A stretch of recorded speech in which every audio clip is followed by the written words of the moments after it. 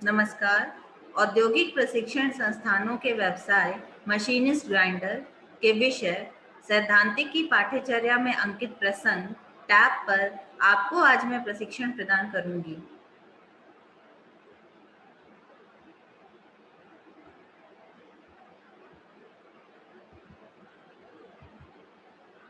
सबसे पहले हम टैब का परिचय जानेंगे।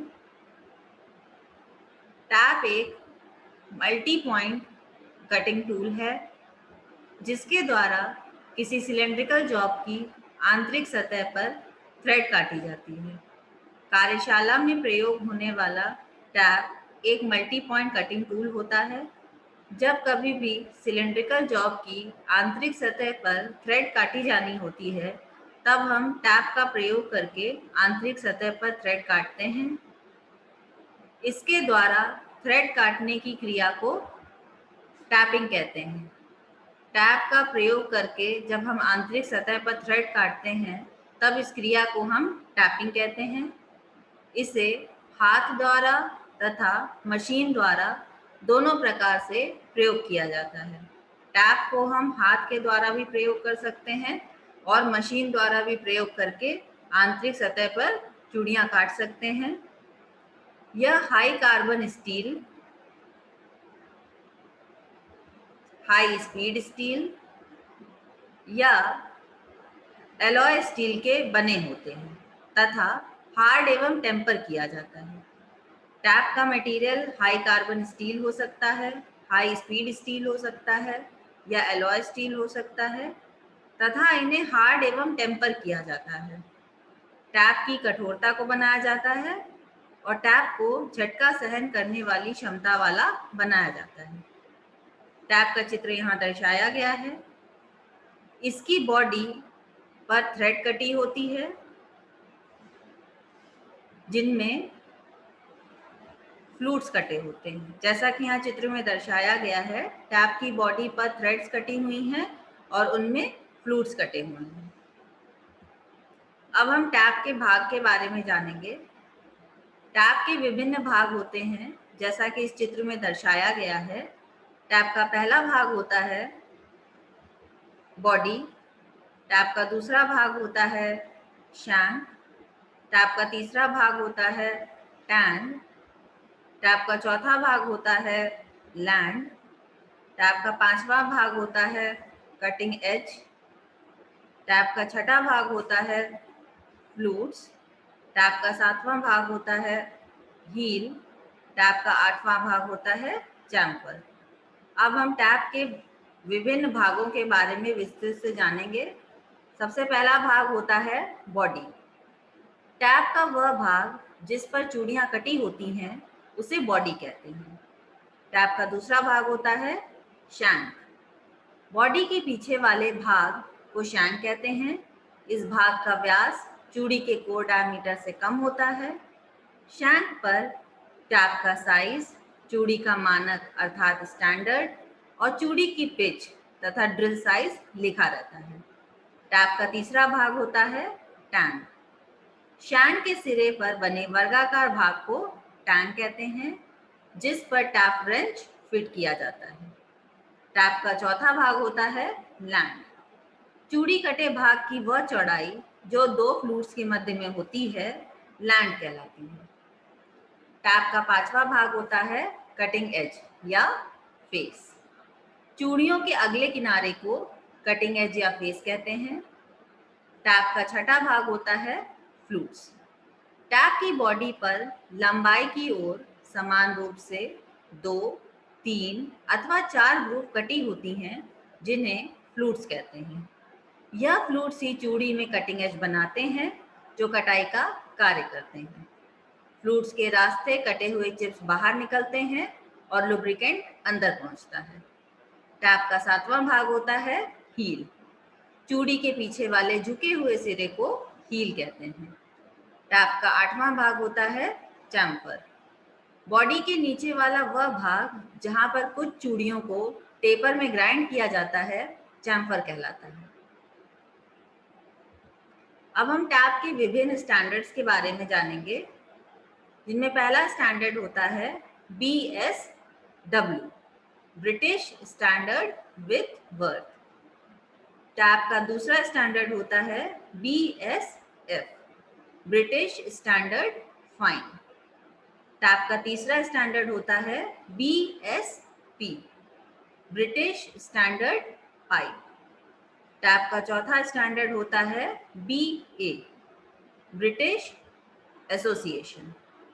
टैप का पांचवा स्टैंडर्ड होता है metric, metric Indian standard.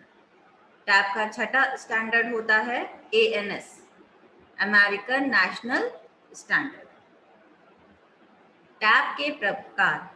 Tap विभिन्न प्रकार के होते हैं, जिनमें पहला प्रकार होता है हैंड टैप, दूसरा प्रकार होता है मास्टर टैप, तीसरा प्रकार होता है एक्सटेंशन टैप या पुली टैप, चौथा प्रकार होता है बेंड शैंक टैप, पांचवा प्रकार होता है स्पाइरल फ्लूट्स टैप, छठा प्रकार होता है गन या स्पाइरल पॉइंट टैप, सातवां प्रकार होता है स्टे बोल्ट टैप, आठवां प्रकार होता है गैस टैप, 9th होता है मशीन टैप, 10th होता है फ्लूटलेस टैप, 11th होता है मशीन स्क्रू टैप।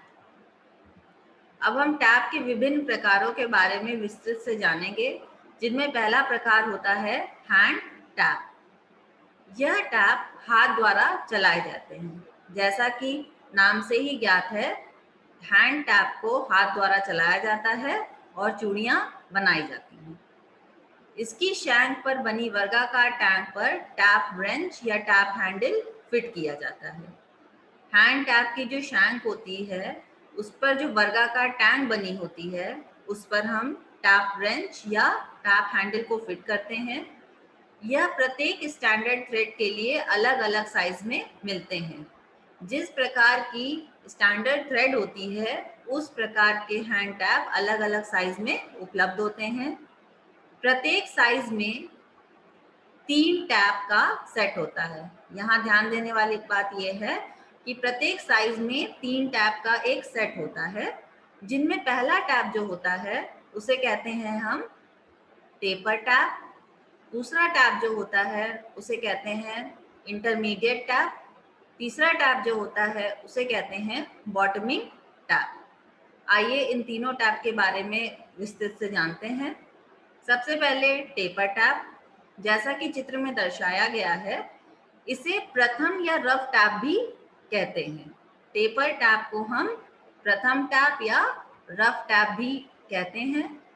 इसमें 6 से 10 थ्रेड 4 डिग्री पर चैम्फर होती है। जैसा कि यहाँ चित्र में दर्शाया गया है कि टेपर टैप में 6 से लेकर 10 थ्रेड 4 डिग्री पर चैम्फर होती हैं। दूसरा जो टैप होता है वो होता है इंटरमीडिएट टैप, इसे सेकेंड टैप भी कहते हैं। इंटरमीडिएट टैप को हम सेकेंड टैप भी कहते हैं। इसमें 3 से 5 थ्रेड 10 डिग्री पर चैम्फर होती हैं। जैसा कि यहाँ चित्र में दर्शाया गया है, इंटरमीडिएट टैप में 3 से 5 थ्रेड 10 डिग्री में चैम्फर होती हैं। तीसरा जो टैप होता है वो होता है बॉटमिंग टैप। बॉटमिंग टैप को फिनिश या प्लग टैप भी कहते हैं। बॉटमिंग टैप को हम लोग फिनिश टैप भी कह सकते हैं या प्लग टैप भी कह सकते हैं। इसमें 1 या 2 थ्रेड 20 डिग्री पर चैम्फर होती है। जैसा कि यहाँ चित्र में दर्शाया गया है, बॉटमिंग टैप में 1 या 2 थ्रेड 20 डिग्री पर चैम्फर होती हैं। सेकेंड जो टैप होता है वो होता है मास्टर टैप। यह भी साधारण टैप की तरह होता है, परंतु इसमें हैंड टैप की अपेक्षा अधिक फ्लूट्स होते हैं। मास्टर टैप भी साधारण टैप की तरह ही होता है, लेकिन अंतर यह होता है कि हैंड टैप की अपेक्षा इसमें अधिक फ्लूट्स होते हैं। इसका चित्र यहाँ दर्शाया गया है। अतः अधिक फ्लूट्स होने के कारण कटिंग एज भी अधिक बनते हैं। क्योंकि यहाँ पर अधिक फ्लूट्स होते हैं, इसलिए इसमें कटिंग एज भी अधिक बनते हैं, जिसके कारण थ्रेड साफ और शुद्ध साइज में बनती है। जब अधिक कटिंग एज यहाँ पर बनते हैं इसके कारण यहाँ पर जो थ्रेड बनती है वो साफ बनती है और शुद्ध साइज में बनती है। इसके द्वारा थ्रेड रिंग गेज में चूड़ियां बनाई जाती हैं। मास्टर टैप का प्रयोग हम तब कर सकते हैं जब हमें थ्रेड रिंग गेज में चूड़ियां बनानी हो। तीसरा जो टैप होता है उसको बोलते हैं एक्सटेंशन टैप या पुली टैप। इसकी शैंक बहुत लंबी होती है, जैसा कि यहाँ चित्र में दर्शाया गया है। एक्सटेंशन टैप या पुली टैप की जो शैंक होती है वो बहुत लंबी होती है। इसका प्रयोग अधिक गहराई में थ्रेड काटने के लिए किया जाता है। जब कभी भी अधिक गहराई में थ्रेड काटनी होती है तब हम एक्सटेंशन टैप या पुली टैप का प्रयोग करते हैं। जहां साधारण हैंड टैप से थ्रेड काटना कठिन होता है, जैसे पुली के हब में। उदाहरण के तौर पे जब हमें पुली के हब में थ्रेड काटनी होती है तब अगर हम साधारण हैंड टैप का प्रयोग करें तब थ्रेड काटना कठिन हो सकता है, लेकिन अगर हम एक्सटेंशन टैप या पुली टैप का प्रयोग करें तो वहां पर आसानी से थ्रेड काटी जा सकती है। टैप का चौथा प्रकार होता है बेंड शैंक टैप। इसकी शैंक लंबी तथा मुड़ी होती है। जो बेंड शैंक टैप होता है उसकी जो शैंक होती है वो लंबी होती है और मुड़ी हुई होती है, जैसा कि चित्र में यहाँ दर्शाया गया है। इसके लिए टैप हैंडल की आवश्यकता नहीं होती है, क्योंकि इसके मुड़े भाग को हाथ से घुमाकर टैपिंग की जाती है। बेंड शैंक टैप में हम किसी भी प्रकार का टैप हैंडल नहीं लगाते हैं, क्योंकि जो इसका मुड़ा हुआ भाग होता है उसको हम हाथ से पकड़कर टैपिंग क्रिया पूरी करते हैं। इसका प्रयोग उन स्थानों पर किया जाता है जहां पर टैप हैंडल को घुमाना कठिन होता है। कभी कभी टैप हैंडल को घुमाना कठिन हो जाता है टैपिंग क्रिया के दौरान, तब हम बेंड शैंक टैप का इस्तेमाल करके टैपिंग क्रिया पूरी करते हैं। टैप का पांचवा जो प्रकार होता है वो होता है स्पाइरल फ्लूट्स टैप। इस प्रकार के टैप में घुमावदार फ्लूट्स कटे होते हैं, जैसा कि यहाँ चित्र में दर्शाया गया है। स्पाइरल फ्लूट्स टैप में घुमावदार फ्लूट्स कटे होते हैं। इसे होल टैप भी कहते हैं। स्पाइरल फ्लूट्स टैप को हम होल टैप भी कह सकते हैं। इसका प्रयोग झिर्रियाँ, कीवे, कटे होल्स में थ्रेड काटने के लिए किया जाता है। जब कभी भी झिर्रियाँ या कीवे कटे होल्स में हमें आंतरिक थ्रेड काटनी होती है तब हम टैप का प्रयोग करते हैं। 6th, गन या स्पाइरल पॉइंट टैप। इस टैप के 3 या 4 थ्रेड टेपर में ग्राइंड होते हैं, जैसा कि यहाँ चित्र में दर्शाया गया है। जो एक गन या स्पाइरल पॉइंट टैप होती है उसके 3 या 4 थ्रेड टेपर में ग्राइंड होते हैं। इसके आगे के थ्रेड पर एक विशेष रेक एंगल बनता है, जिसके कारण काटने की क्षमता बढ़ जाती है और कटे चिप्स आगे बढ़ने से पहले ही गिर जाते हैं। गन या स्पाइरल पॉइंट टैप में आगे की तरफ थ्रेड पर एक विशेष रेक एंगल बनता है। इस रेक एंगल बनने की वजह से जो काटने की क्षमता होती है वो बढ़ जाती है और जो कटे हुए चिप्स होते हैं वो आगे बढ़ने से पहले ही गिर जाते हैं। इसका प्रयोग अधिक मात्रा में उत्पादन के लिए किया जाता है। जब कभी भी अधिक मात्रा में उत्पादन करना होता है तब हम गन या स्पाइरल पॉइंट टैप का प्रयोग करते हैं। इसे हाथ एवं मशीन द्वारा चलाया जाता है। गन या स्पाइरल पॉइंट टैप को हम हाथ द्वारा भी प्रयोग कर सकते हैं या मशीन द्वारा भी प्रयोग कर सकते हैं। टैप के प्रकार में जो 7वां प्रकार होता है वो होता है स्टे बोल्ट टैप। ये एक विशेष प्रकार का टैप होता है। इसकी बॉडी 3 भागों में होती है, जैसा कि यहाँ चित्र में दर्शाया गया है। स्टे बोल्ट टैप एक विशेष प्रकार का टैप होता है। इसकी जो बॉडी होती है वो 3 भाग में होती है। इसका पहला भाग टैपिंग से सीधा रखते हैं। दूसरा भाग रीमर होता है जो कि होल को शुद्ध साइज में बनाता है, और तीसरा भाग टैप होता है जो कि थ्रेड बनाता है। जैसा कि यहाँ बताया गया है कि स्टे बोल्ट टैप की बॉडी 3 भागों में होती है। इसके पहले भाग में टैपिंग से इसको सीधा रखा जाता है। दूसरे भाग में रीमर होता है जो होल को शुद्ध साइज में बनाता है, और जो तीसरा भाग होता है वो टैप होता है जो कि थ्रेड बनाता है। इसका प्रयोग ज्यादा शुद्ध थ्रेड काटने के लिए किया जाता है। जहाँ कहीं भी ज़्यादा शुद्ध थ्रेड काटनी होती है तब हम स्टे बोल्ट टैप का प्रयोग करते हैं। टैप का जो 8वां प्रकार होता है वो होता है गैस टैप। इसका प्रयोग गैस या द्रव्य पदार्थ वाली पाइप की कटिंग के लिए किया जाता है। जैसा कि नाम से ही ज्ञात है, गैस टैप का प्रयोग हम वहां करते हैं जहां पर गैस या द्रव्य पदार्थ वाली पाइप की कटिंग करनी होती है। उदाहरण के तौर पर जब हमें पाइप सॉकेट की कटिंग करनी होती है या वॉल्व इत्यादि की कटिंग करनी होती है तब हम गैस टैप का प्रयोग करते हैं। इसका चित्र यहाँ पर दर्शाया गया है। इसकी बॉडी कुछ टेपर में होती है और इसकी 1 या 2 थ्रेड चैम्फर होती है। गैस टैप की जो बॉडी होती है वो कुछ टेपर में होती है, अर्थात ये लंबाई के साथ कुछ कम होती जाती है या बढ़ती चली जाती है और उसकी 1 या 2 थ्रेड जो होती हैं वो कुछ झुकी हुई होती हैं। टैप का जो 9वां प्रकार होता है वो होता है मशीन टैप। इन्हें एक विशेष प्रकार के होल्डर में पकड़कर ड्रिल मशीन स्पिंडल में फिट किया जाता है। जैसा कि यहाँ चित्र में दर्शाया गया है, जो मशीन टैप होता है वो एक विशेष प्रकार के होल्डर में पकड़ा जाता है और ड्रिल मशीन स्पिंडल में फिट किया जाता है। मशीन द्वारा टैपिंग करते समय मशीन को उल्टा घुमाने की व्यवस्था होनी चाहिए। यहाँ ध्यान देने वाली बात यह है कि जब हम मशीन द्वारा टैपिंग क्रिया करें तो मशीन को उल्टा घुमाने की व्यवस्था जरूर रखनी चाहिए। टैप के प्रकार में जो 10वां प्रकार होता है वो होता है फ्लूटलेस टैप। इस टैप में फ्लूट्स नहीं होते हैं। जैसा कि नाम से ही ज्ञात है, फ्लूटलेस टैप में फ्लूट्स नहीं होते हैं। इसका प्रयोग धातु को प्रेस करके बिना काटे ही बनाने के लिए किया जाता है। जब कभी भी धातु को प्रेस करके बनाना होता है, जब काटना नहीं होता है धातु को, तब हम फ्लूटलेस टैप का प्रयोग करते हैं। यह एक प्रकार का फॉर्मिंग टूल है। इससे नरम धातुओं पर थ्रेड बनाई जाती है। फ्लूटलेस टैप को हम एक प्रकार का फॉर्मिंग टूल भी कह सकते हैं और जब कभी भी नरम धातुओं पर हमें थ्रेड बनानी होती है तब हम फ्लूटलेस टैप का प्रयोग करते हैं। इसका चित्र यहाँ दर्शाया गया है। टैप के प्रकार में जो 11वां प्रकार होता है वो होता है मशीन स्क्रू टैप। छोटे छोटे साइज के हैंड टैप को ही मशीन स्क्रू टैप कहते हैं।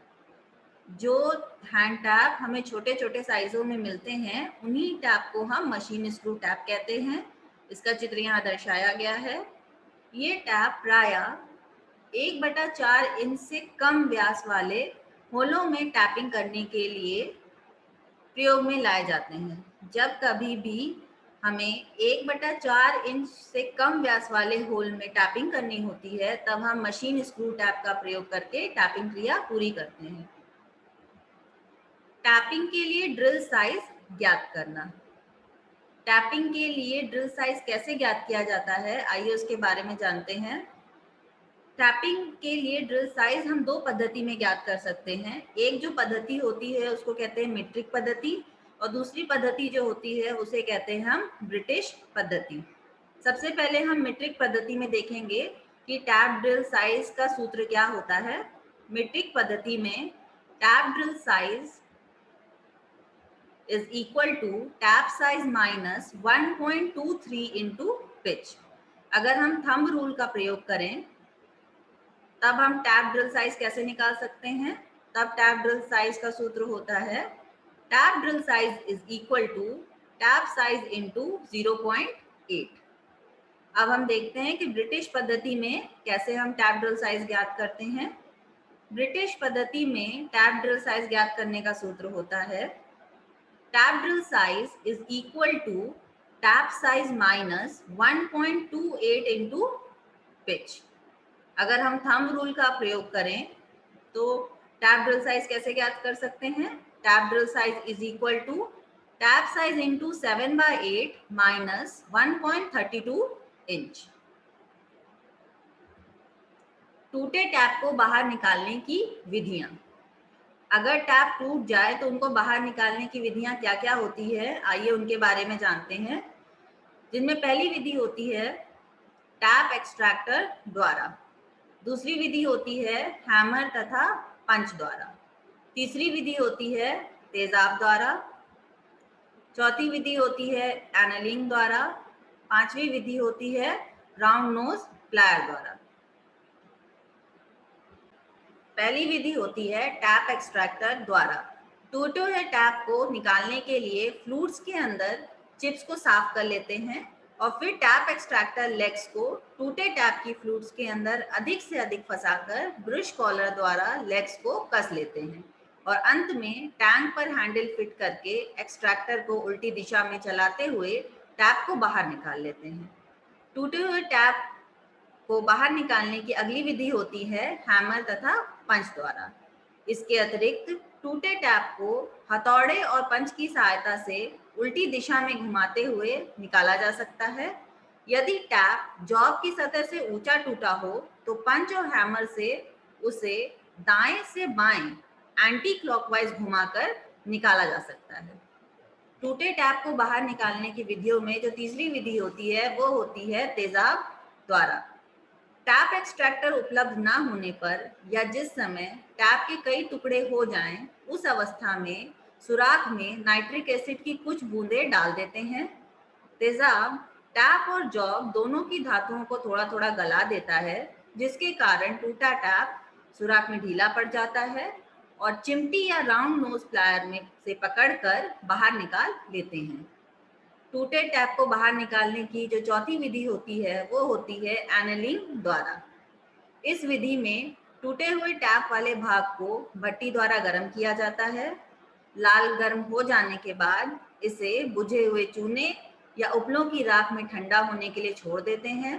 ठंडा होने पर टैप की कठोरता खत्म हो जाती है। फिर टूटे हुए टैप को ड्रिल द्वारा ड्रिलिंग करके काट दिया जाता है। टूटे टैप को बाहर निकालने की जो पांचवी विधि होती है वो होती है राउंड नोज प्लायर द्वारा। इसके द्वारा भी टैप को तभी निकाला जाता है जब वो जॉब की सतह से ऊपर टूटा हो, तब इसके मुंह को फ्लूइड्स के अंदर डालकर इसे दाएं से बाएं घुमाकर टैप को बाहर निकाला जाता है। टैप हैंडल के प्रकार। सबसे पहले हम टैप हैंडल के बारे में जानेंगे। हाथ द्वारा टैपिंग करते समय जिस औजार द्वारा टैप को पकड़कर घुमाया जाता है उसे टैप हैंडल या टैप रेंच कहते हैं। इसके द्वारा टैप की वर्गाकार टैंक को पकड़ा जाता है। यह टूल स्टील का बना होता है। टैप हैंडल के निम्न प्रकार होते हैं, जिनमें पहला प्रकार होता है सॉलिड टैप हैंडल, जिसका चित्र यहाँ पर दर्शाया गया है। दूसरा टैप हैंडल होता है एडजस्टेबल टैप हैंडल, जिसका चित्र यहाँ पर दर्शाया गया है। और तीसरा टैप हैंडल होता है टी हैंडल टैप रेंच, जिसका यहाँ चित्र दर्शाया गया है। सबसे पहले हम सॉलिड टैप हैंडल की बात करेंगे। यह माइल्ड स्टील की एक प्लेट होती है जिसमें अलग अलग साइज के वर्गाकार एक या दो सुराख होते हैं। इसमें विभिन्न साइजों के टैप पकड़े जाते हैं। टैप हैंडल का जो दूसरा प्रकार होता है वो होता है एडजस्टेबल टैप हैंडल या रेंच। इसमें वर्गाकार सुराख इसके चूड़ीदार हैंडल द्वारा बनते हैं। हैंडल को कसने पर सुराख छोटा और खोलने पर बड़ा होता है। यह ज्यादा सुविधाजनक होता है। टैप हैंडल का जो तीसरा प्रकार होता है वो होता है टी हैंडल टैप रेंच। इसकी आकृति अंग्रेजी के टी अक्षर के आकार की होती है, जैसा कि चित्र में यहाँ दर्शाया गया है। इसमें एक चक लगा होता है जिसमें टैप को पकड़ा जाता है। इसका प्रयोग किसी स्लॉट या गहरी सतह में टैप को घुमाने के लिए करते हैं, जहां साधारण टैप हैंडल से टैपिंग करना कठिन होता है। अब हम टैपिंग करने की विधि के बारे में जानेंगे। फर्स्ट, टैपिंग के लिए सर्वप्रथम टैप साइज के अनुसार ड्रिलिंग करनी चाहिए। जिस प्रकार का टैप साइज है उसी के अनुसार हमें ड्रिलिंग करनी चाहिए, तभी थ्रेड सही बनेगी। सेकेंड, ड्रिलिंग के ऊपरी सिरे पर चैम्फर लगा लेना चाहिए। टैपिंग करने से पहले सुराख की चैम्फरिंग करना जरूरी होता है। इससे टैपिंग करने के बाद बर ऊपर नहीं उठते और टैपिंग साफ और सही होती है और बोल्ट और स्क्रू आसानी से फिट हो जाते हैं। थर्ड, जॉब को बेंच वाइज में मजबूती से लंब रूप में बांध लेना चाहिए। जब भी हम जॉब को बेंच वाइज में बांधें तब जॉब को हमें मजबूती से बांधना चाहिए और लंब रूप में बांध लेना चाहिए। फोर्थ, सबसे पहले टेपर टैप को दबाव देकर होल में 2 या 3 थ्रेड हील में सेट करना चाहिए। सबसे पहले हमें क्या करना चाहिए कि टेपर टैप को दबाव देकर होल में 2 या 3 थ्रेड हील में सेट कर लेना चाहिए। फिफ्थ, इसके बाद टैप हैंडल को टैप से निकालकर ट्राई स्क्वायर की सहायता से टैप समकोण पर है या नहीं चेक कर लेना चाहिए। इसके बाद हमें क्या करना चाहिए कि टैप हैंडल को टैप से निकाल लेना चाहिए और ट्राई स्क्वायर की सहायता से टैप समकोण पर है या नहीं इसकी जांच कर लेनी चाहिए। सिक्स्थ, टैप रेंच को टैप पर पुनः फिट करके बाएं से दाएं चलाना चाहिए। इसके बाद फिर हमें टैप रेंच को टैप पर फिट कर लेना चाहिए और बाएं से दाएं चलाना चाहिए। यदि जॉब लेथ मशीन पर बंधा हुआ है तो टेल स्टॉक में सेंटर लगाकर टैप के सेंटर में सहारा देना चाहिए। अगर हमारा जॉब लेथ मशीन पर बंधा हुआ है तब हमें क्या करना चाहिए, तब हमें टेल स्टॉक में एक सेंटर लगा लेना चाहिए और टैप के सेंटर में उसे सहारा देना चाहिए। 8, टैपिंग करते समय हैंडल के दोनों हत्थों पर बराबर दबाव देना चाहिए। जब हम टैपिंग क्रिया करें तब हैंडल के दोनों हत्थों पर हमें बराबर दबाव देना चाहिए। किसी तरफ ज्यादा और किसी तरफ कम नहीं देना चाहिए। एक बैलेंस बनाकर रखना चाहिए, तभी टैपिंग क्रिया ठीक से हो पाएगी। 9, इसके बाद इंटरमीडिएट और प्लग टैप से थ्रेड की गहराई पूरी करनी चाहिए। टेपर टैप का प्रयोग करने के बाद हमें इंटरमीडिएट टैप का प्रयोग करना चाहिए और उसके बाद हमें प्लग टैप का प्रयोग करके थ्रेड की गहराई पूरी कर लेनी चाहिए। 10, टैपिंग के समय मटेरियल के अनुसार लुब्रिकेंट प्रयोग करना चाहिए। टैपिंग करते समय स्नेहकों लुब्रिकेंट्स का प्रयोग बहुत ही जरूरी होता है, क्योंकि इनके प्रयोग से टैपिंग करते समय टैप घुमाने में सुविधा रहती है तथा चूड़ियों में अच्छी फिनिशिंग आती है। 11, ब्लाइंड होल में टैपिंग करते समय थोड़ी थोड़ी देर बाद टैप को बाहर निकालकर चिप्स को अलग कर देना चाहिए। जब हम ब्लाइंड होल में टैपिंग करें तो थोड़ी थोड़ी देर बाद हमें टैप को बाहर निकालकर चिप्स को अलग कर देना चाहिए, इससे थ्रेड साफ बनेगी। 12, टैपिंग करने के लिए टैप के साइज के अनुसार टैप हैंडल का प्रयोग करना चाहिए। जब हम टैपिंग क्रिया करें तो जिस टाइप साइज का टैप होता है उसी के अनुसार टैप हैंडल का प्रयोग करना चाहिए। सावधानियां, प्रिकॉशंस। टैप का प्रयोग करते समय हमें क्या क्या सावधानियां रखनी चाहिए, आइए उसके बारे में जानते हैं। फर्स्ट, टैपिंग करने के लिए जॉब में सुराख टैप के साइज के अनुसार होना चाहिए। जब हम टैपिंग क्रिया करें तो जॉब में जो सुराख हो टैप के अनुसार ही रखना चाहिए, टैप के साइज के अनुसार रखना चाहिए। सेकंड, टैप प्रयोग करने से पहले उसकी चूड़ियां साफ कर लेनी चाहिए। जब हम टैप का प्रयोग करें उससे पहले हमें उसकी चूड़ियों को साफ कर लेना चाहिए, नहीं तो थ्रेड करेक्ट साइज में नहीं बनेगी। थर्ड, ठीक बैलेंस रखने के लिए टैप का साइज के अनुसार ही टैप हैंडल का चयन करना चाहिए। हमें अगर बैलेंस ठीक रखना है तो टैप के साइज के अनुसार ही हमें टैप हैंडल का चुनाव करना चाहिए। फोर्थ, टैप को टूटने से बचाने के लिए टैप हैंडल को झटके देकर नहीं घुमाना चाहिए। अगर हमें टैप को अपने टूटने से बचाना है तो टैप हैंडल को धीरे धीरे चलाना चाहिए, कभी भी झटके देकर नहीं घुमाना चाहिए। फिफ्थ, धातु के अनुसार ही टैपिंग करते समय उचित लुब्रिकेंट का प्रयोग करना चाहिए। जिस प्रकार की धातु हो उसी प्रकार के उचित लुब्रिकेंट का प्रयोग करना चाहिए। सिक्स्थ, काम करने के बाद टैप की चूड़ियों को साफ करके उचित स्थान पर रखना चाहिए। जब हमारा कार्य पूर्ण हो जाए तब हमें टैप की चूड़ियों को साफ कर लेना चाहिए और उचित स्थान पर रख देना चाहिए।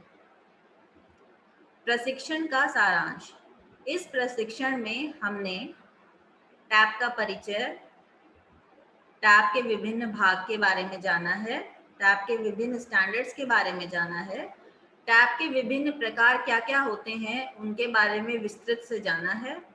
टैपिंग के लिए ड्रिल साइज ज्ञात करना, टैपिंग के लिए ड्रिल साइज कैसे ज्ञात किया जाता है, उसका क्या सूत्र होता है, उसके बारे में जाना है। टूटे टैप को बाहर निकालने की क्या-क्या विधियां होती हैं, उसके बारे में विस्तृत से जाना है। टैप हैंडल के क्या-क्या प्रकार होते हैं, उसके बारे में जाना है। टैपिंग करने की क्या-क्या विधि होती है, उसके बारे में जाना है। और टैप का प्रयोग करते समय हमें क्या-क्या सावधानियां रखनी चाहिए, उसके बारे में जाना है। प्रयुक्त संदर्भ, इस प्रशिक्षण में जो हमने संदर्भ लिया है वह NIMI's e books for machinist grinder theory और trade theory machinist grinder by Rajnath Chaudhary से लिया है। आज मैंने टैप पर आपको प्रशिक्षण प्रदान किया है। आशा है आपको यह प्रशिक्षण भविष्य हेतु मददगार होगा। धन्यवाद।